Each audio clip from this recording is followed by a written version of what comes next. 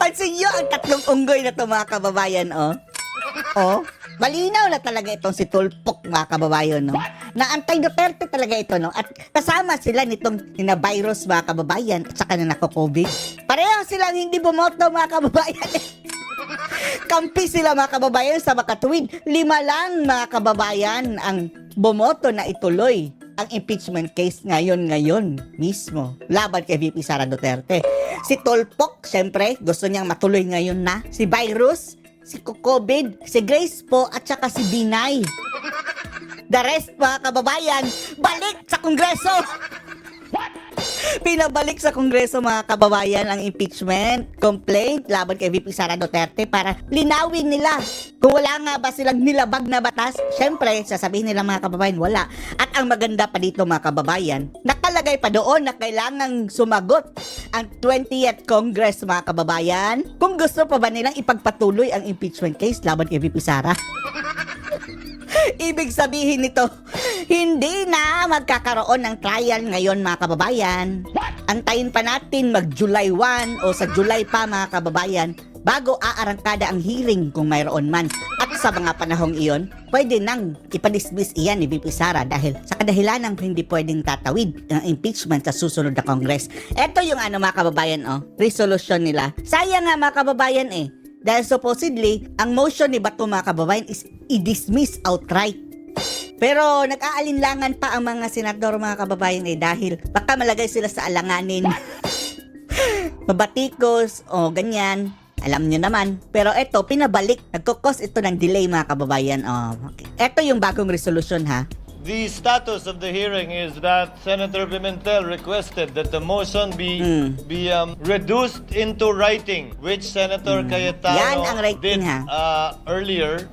Sir President, should I read it for the record? Sige, or ask the basahin mo. Secretariat to read it for the record? No, Senator 10,000 times.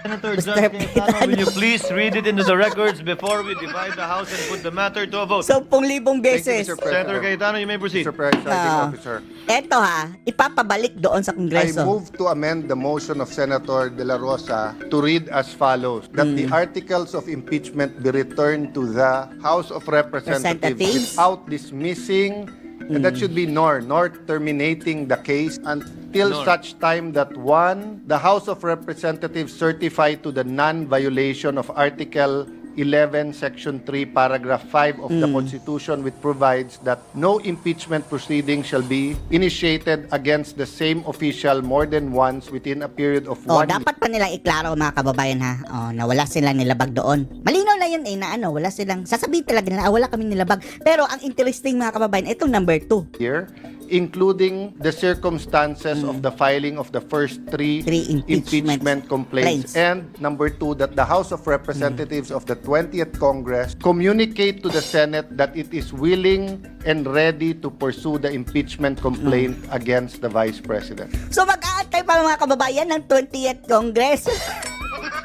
Ibig sabihin, matatapos na ang session, hindi aarangkada ang hearing. Delay na naman mga kababayan. At sa 20th Congress, pwede na nilang pagbotohan na i-dismiss na outright. Mahirap na kasi ngayon mga kababayan, dismiss nila ngayon. Pwede, malamang mga kababayan pwede, pero i-delay na muna natin. Mas mabuti na ito. Dahil pointless mga kababayan mag-umpisa sila ngayon tapos matatapos lang sila June 30. Having been restated in compliance Pero tingnan with natin our rules, ayaw mga kababayan na gusto talaga ngayon mismo. the presiding officer will now proceed to divide the House. I-divide ang house.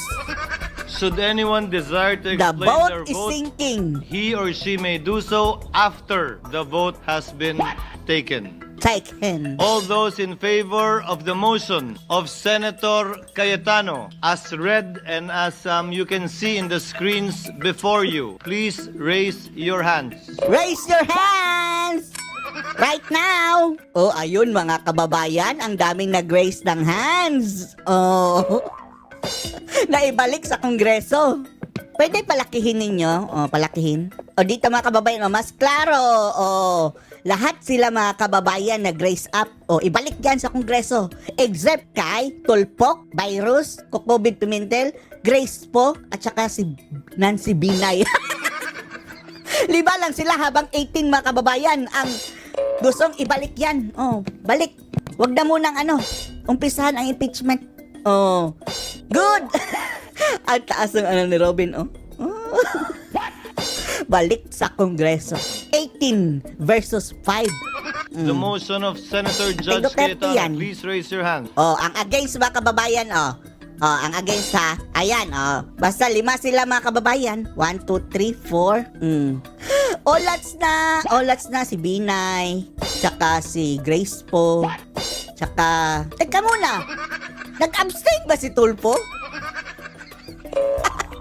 Si Sherwin Gatchalian mga kababayan ay na-raise up din. 5 lang daw eh. 1, 2, 3, 4, 5. Abstain ba si Tulfo? Hindi natin nakitang nag-hands up.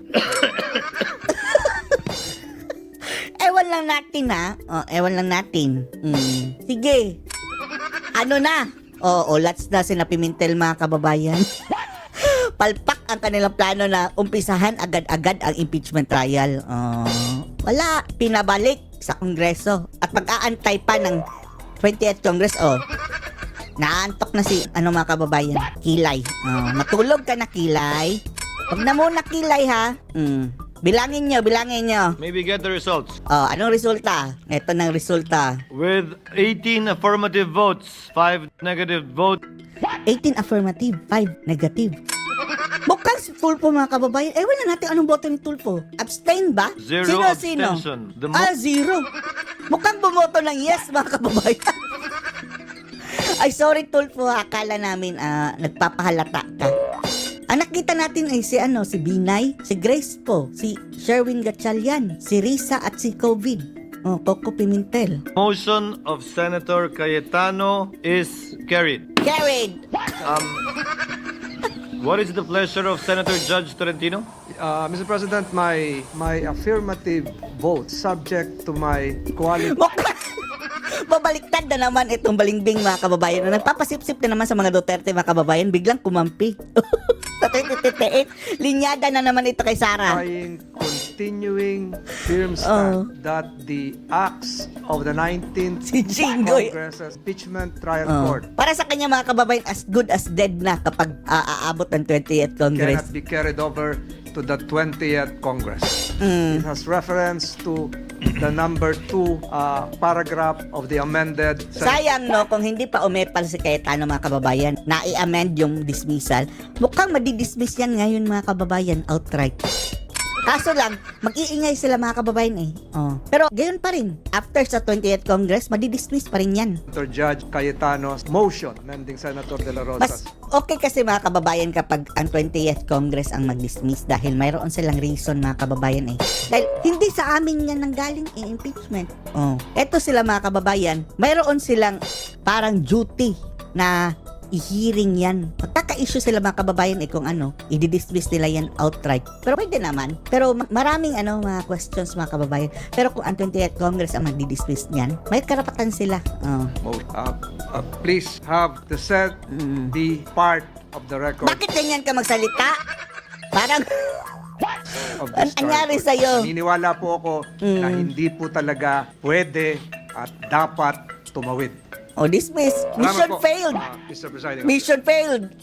Duly Ayan na naman noted, si entered into the records, Senator Si Estrada. Jingay mga Senator kababayan. Judge Jinggoy Estrada, mga you may kababayan. Thank you, Mr. President. Mr. President, having previously served 2 terms in the Senate and participated in an impeachment proceeding in the past, I Sige. can confidently say that I am no longer inexperienced when it comes to handling matters related to the impeachment process. Mr. President, Mr. Presiding Officer, personally, malalim po ang hugot ko sa issue ng impeachment. Dahil minsan, Na-impeach ang tatay. pinagdaanan namin ito ng aming pamilya. Nung ma-impeach ang aking ama, si dating Pangulong Joseph Estrada. Sira yung Noong mikropono, panahon no? ng panunungkulan, hindi siya nabigyan ng patas na paglilitis dahil naudlot ito bunsod ng pag-walk out ng mga miyembro ng prosecution panel sa kalagitnaan ng isinasagawang pagdinig noon ng Senado. Na people And power. the rest, as they say, is his. That's why I feel strongly about following each step in the Constitution. It is a sensitive matter that I take to heart. Mr. President, Mr. Presiding Officer, I vote in favor of remanding the impeachment complaint to the House of Representatives in full adherence to the provisions laid down in our Constitution. The process clearly begins in the House. Sa 20th Congress dyan mga kababayan, dismiss na yan dahil bawal lang tumawid. And it is only proper that we Sa respect kalusada, this nakamamatay. mandate to ensure fairness, due process, and institutional integrity. However, the process should be strictly done in accordance with the Constitution and applicable laws. Or, Ginoong Tagapangulo, makailang beses ko nang nasabit na ang impeachment trial ay nagdudulot lamang ng pagkawatak-watak Sigurado na ito, makasara na ito mga kababayan. ating bansa. Gayunpaman, Tatakbo din siya sa ano eh. 2028. bilang halal na lingkod bayan, batid ko ang mabigat na responsibilidad na nakaakibat ng pagiging isang senador. Ang umupo bilang isang hurado sa impeachment. Okay.